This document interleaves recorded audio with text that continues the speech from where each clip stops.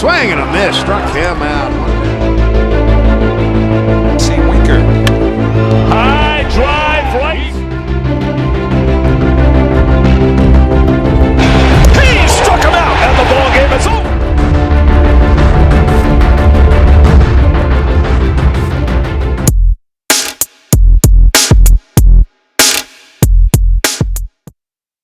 Edwin Diaz was selected 98th overall by the Mariners in 2012 out of Caguas Military Academy in Caguas, Puerto Rico. After some quick years in the minors, he debuted on June 4th, 2016. He was not just any random pitcher. He was known for his lightning-quick fastball and his moving, sweeping, and overall electric slider. His career started as expected, as he sported a 2.79 ERA in 49 games with 51 2/3 innings pitched.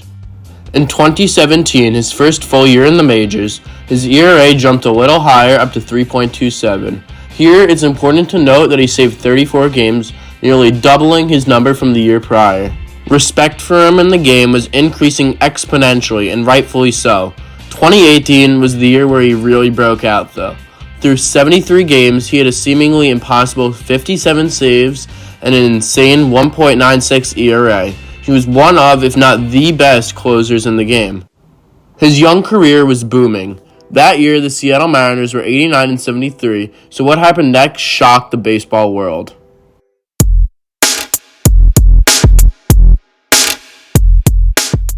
After some long talks in the offseason, the Mariners traded Diaz away.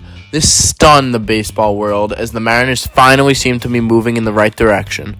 We're talking about a team who had not seen October baseball since 2001, holding what was the longest playoff drought in all four of the major sports. Still, Diaz was dealt to the Mets along with second baseman Robinson Cano. Cano was in his mid-30s with a very successful career of his own, but a drug test turned him into a controversial topic. We'll come back to that part later. So the Mets acquired Edwin Diaz and Robinson Cano, who was coming off his 80-game suspension, along with $20 million to pay off a large part of Cano's contract.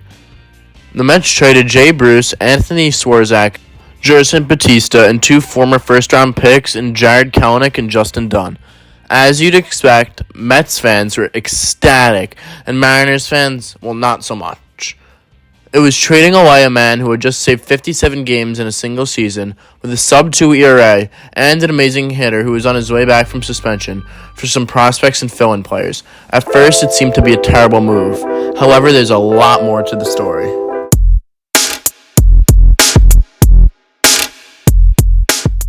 There's no hiding it. The New York media is harsh, and it can rip you apart.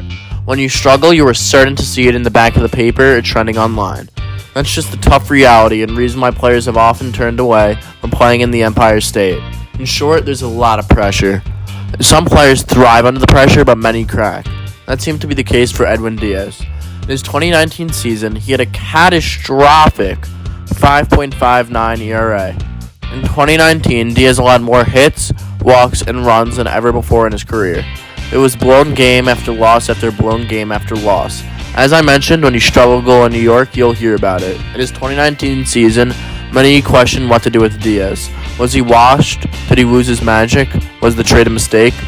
All of these seemed like valid questions and concerns, as the reliever was atrocious. While Diaz struggled, Cano posted some average numbers at the plate. Did the Mets mess up the trade? Also, at the same time, the new Seattle prospects were flourishing, making the trade seem even worse. Yet again, though, there's another plot twist.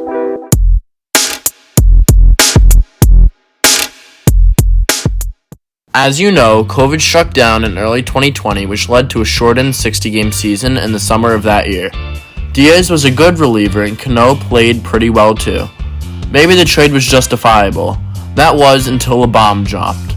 Cano had popped positives for PEDs for the second time in his career. This resulted in a full year, 162-game suspension. Mets fans were now even more fed up, as they had to pay a man millions to sit at home as he was ineligible to play. Once again, the players traded to the West Coast succeeded.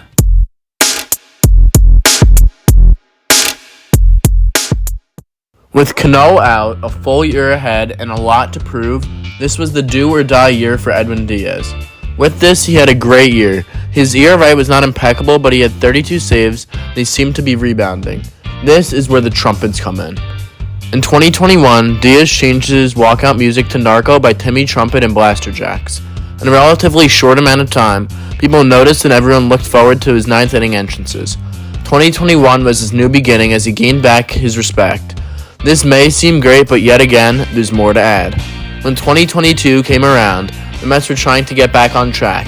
After missing the postseason for their fifth straight year, their owner Steve Cohen made a big splash, signing many free agents like Eduardo Escobar, Mark Canha, Starling Marte, and three-time Cy Young Award winner Max Scherzer.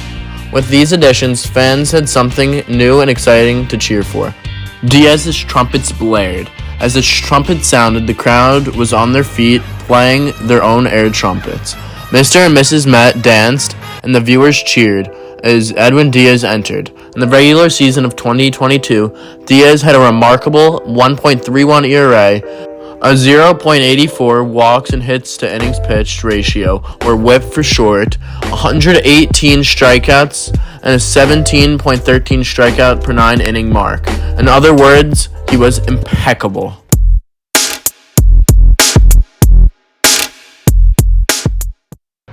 Diaz is a great reliever and a master at his craft. While times got tough, he persevered through. He just signed the largest contract for a reliever in the MLB history, so I guess his hard work was worth it. Please like and subscribe for more content. Until next time on Sports Talk with Jordan, cue the Trumpets.